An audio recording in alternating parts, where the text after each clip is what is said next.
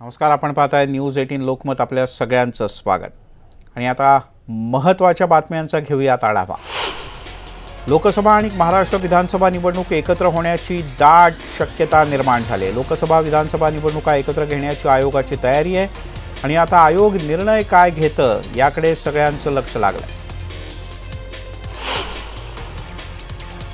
राज्यातील 3000 लोकसंख्येच्या गावामध्ये दारूच्या दुकानांना परवानगी देण्याचा महत्त्वपूर्ण निर्णय राज्य सरकारने घेतला आहे. विशेष म्हणजे या गावांमध्ये जरी हायवे असेल तरी त्याला 500 मीटरची बंदी असणार नाही.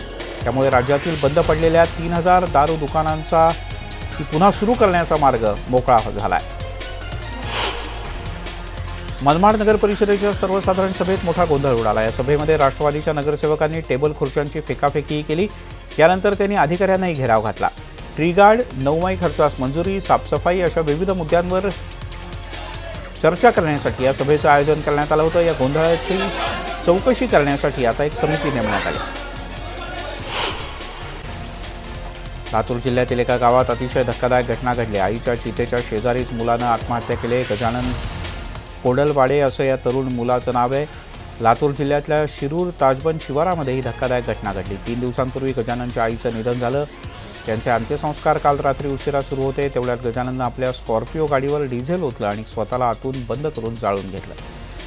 पाहता क्षणी गाडी पेटली. गजाननचा गाडीतच मृत्यू झाला. लातूर जिल्ह्याच्या देवणी तालुक्यात उसाच्या शेताला पुन्हा एकदा भीषण आग लागली. लवांडी गावात ही घटना घडली. माधवराव कवठाळे असं या शेतमालकाचं नाव आहे. आश्चर्य म्हणजे 1.5 महिन्यांपूर्वी कवठाळे यांच्या शेताला आग लागली होती. आग शॉर्ट सर्किटनं लागली कारण त्यांच्या शेताशेजारीच महावितरणचं कार्यालय आहे आणि दुरुस्तीच्या सामुग्रीत वारंवार शॉर्ट सर्किटही होतं. बिबट्यानं गायीची शिकार केल्याचं तुम्ही ऐकलं असेल, पण गायीनं हल्ला करून बिबट्याला मारल्याचा प्रकार अहमदनगरच्या संगमनेर तालुक्यातल्या उमरी बाळापूर इथं घडला. विशेष म्हणजे या हल्ल्याच्या वेळेला गोठ्याच्या बाहेर असलेला दुसरा बिबट्या पळून गेला. नगरमध्ये रेल्वे पोलिसांनी केलेल्या एका महत्त्वाच्या कारवाईमध्ये सापांची तस्करी करणाऱ्या एकाला अटक केली. त्याच्याकडून 6 ते 7 प्रकारचे साप आणि काही पक्ष्यांचे अवशेष जप्त करण्यात आले. 3 लाख रुपयांचा कॅमेराही पोलिसांनी जप्त केला. विजयमाता राहीबाई पोपेरे यांच्या बहुचर्चित देशी बियाणं बँकेच्या पायाभरणीचा समारंभ नुकताच पार पडला. कामालाही प्रत्यक्ष आता सुरुवात झाली आहे. कृषी आणि महसूल मंत्री चंद्रकांत पाटील यांचे स्वीय सहाय्यक निखिल देशपांडे, न्यूज 18 लोकमतचे प्रतिनिधी समीर चवरकर, कृषी प्रतिनिधी संदीप भुजबळ यांच्या प्रमुख उपस्थितीत राहीबाईंचे चिरंजीव सखाराम पोपेरे यांनी भूमिपूजनाचा हा कार्यक्रम पार पाडला.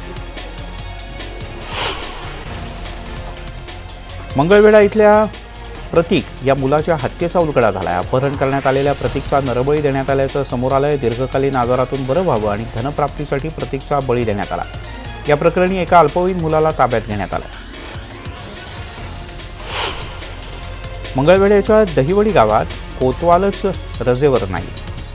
रविवारी गावात एकाचा मृत्यू झाला, पण मृतदेहाच्या जवळ थांबण्यासाठी गावात कोतवालच उपस्थित नव्हता. त्यामुळे ग्रामस्थ संतापले. कोतवालाची नियुक्ती झाली आहे, पण तहसील कार्यालयात प्रचंड काम असल्यामुळे कोतवालाची ड्युटी तहसील ऑफिसमध्येच लावण्यात आली.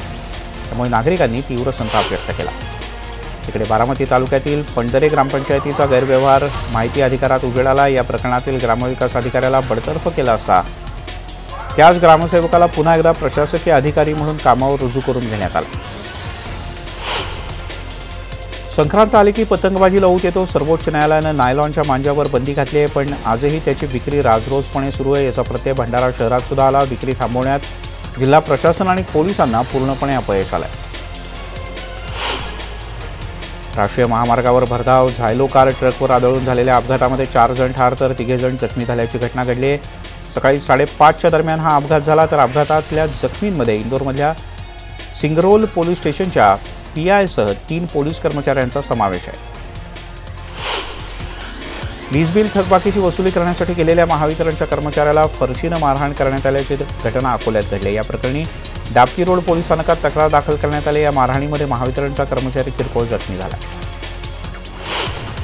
मिरजमध्ये दरोड्याच्या उद्देशानं फिरणाऱ्या आंतरराज्य टोळीच्या म्होरक्याला जेरबंद करण्यात आलं. त्याच्याकडून चोरीच्या 4 चाकी काही वाहनं तसंच अनेक हत्यारं जप्त करण्यात आले. रात्रीच्या सुमारास नाकाबंदी सुरू असताना कुलदीप सिंग गगन सिंग या परभणीच्या सराई दरोडेखोराला पोलिसांनी जेरबंद केलं.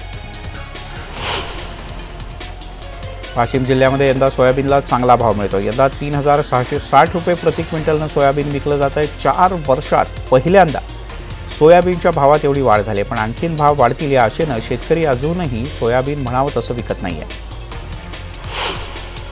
आंबेगाव तालुक्यातील अवसरी बुद्रुक इथल्या विद्या विकास मंदिर विद्यालयाच्या 94-95 सालच्या 10वीच्या माजी विद्यार्थ्यांनी त्यांच्या शाळेला एक अनोखी भेट दिली। या माजी विद्यार्थ्यांनी शाळेसाठी 50,000 रुपये किमतीचं सॅनिटरी नॅपकिन वेंडिंग मशीन आणि सॅनिटरी नॅपकिन बर्निंग मशीन भेट दिलं आहे। मालेगाव महानगरपालिकेत पाणीपुरवठा विभागाच्या शाखा अभियंत्यावर रात्री प्राणघातक हल्ला करण्यात आला। या हल्ल्यात तलवारीने संबंधित अभियंत्याच्या डोक्यावर वार करण्यात आले। अन्सारी मोहम्मद बदरुज्जो असे अभियंत्याचं नाव असून त्याला नाशिकच्या सिव्हिल रुग्णालयात दाखल करण्यात आलं। लहान मुलांमधल्या कल्पकतेला वाव देण्यासाठी तासगावमधल्या ज्ञानगंगा शिक्षण प्रसारक मंडळाच्या वतीनं इन्स्पायर अवॉर्डचं आयोजन करण्यात आलं होतं। यात रत्नागिरी, कोल्हापूर, सिंधुदुर्ग या 3 जिल्ह्यातील 330 विद्यार्थी सहभागी झाले होते। सेवाग्राम मार्गावरील महिला आश्रम शाळेच्या मैदानामध्ये 32व्या बौद्ध धम्म परिषदेचं आयोजन करण्यात आलं होतं। या परिषदेत वेगवेगळ्या विदर्भातल्या मुद्द्यांसह विविध विषयांवर चर्चा करण्यात आली, तसंच मान्यवरांनी मार्गदर्शनही केलं। टीव्हीवर पसंतीची चॅनल्स निवडण्याबद्दल ट्रायनं आणखीन एका महत्त्वाचा निर्णय घेतला आहे। 153 रुपयात 100 चॅनल्स तुम्हाला निवडता येतील। 31 जानेवारीच्या आत ही 100 चॅनल तुम्हाला निवडायची आहेत। ग्राहकांना अधिक पर्याय उपलब्ध असावेत म्हणून ट्रायनं हा निर्णय घेतला आहे। सोलापूर जिल्ह्यातल्या सांगोला तालुक्यातील अनेक गावं पाणी टंचाईनं त्रस्त आहेत। दुष्काळाच्या झळा सोसणाऱ्या सांगोला तालुक्यातील 13 गावातील शेतकऱ्यांनी एकत्र येत लोकसभा आणि विधानसभा निवडणुकांवर बहिष्कार घालण्याचा निर्णय घेतला आहे।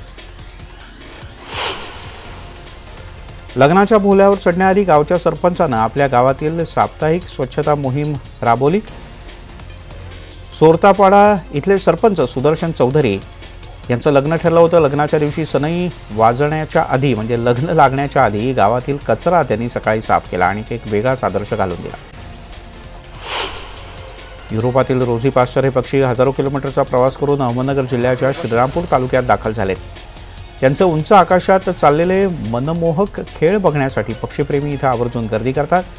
श्रीरामपूर तालुक्यातल्या अशोकनगर साखर कारखाना परिसरात गेल्या 10 वर्षांपासून युरोपातले हे रोझी पास्टर पक्षी आवर्जून येत असतात, ज्यांना आपल्याकडे गुलाबी मैना म्हणून ओळखलं जातं। आणि आता महाराष्ट्रातल्या अन्य काही बातम्यांचा आढावा घेऊया। तुळजापूरमधल्या तुळजाभवानीच्या मंदिर परिसरामध्ये शाकंभरी उत्सव आजपासून सुरू झाला। आज देवीच्या मूर्तीची विधिवत पूजा करून प्रतिष्ठापना करण्यात आली। या महोत्सवाला लहान दसरा असंही संबोधलं जातं।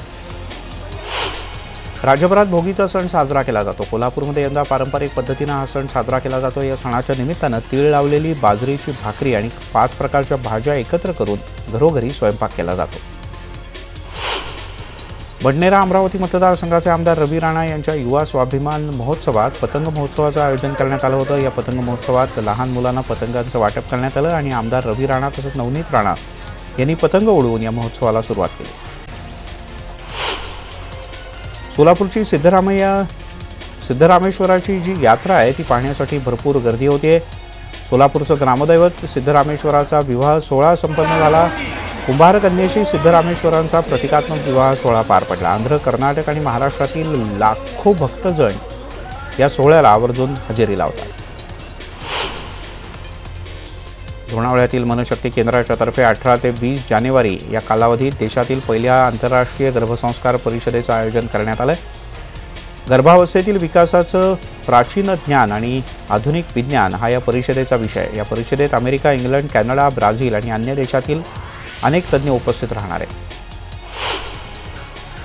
धुळ्यामध्ये जिल्हा ग्रामीण विकास यंत्रणेतर्फे महिला बचत गटांचं स्वयंसिद्धा प्रदर्शनाचं आयोजन करण्यात आलं आहे। धुळे जिल्ह्याचे पालकमंत्री दादा भुसे यांच्या हस्ते या प्रदर्शनाचं उद्घाटन करण्यात आलं। यावेळेला केंद्रीय संरक्षण राज्यमंत्री सुभाष भामरे हे देखील उपस्थित होते।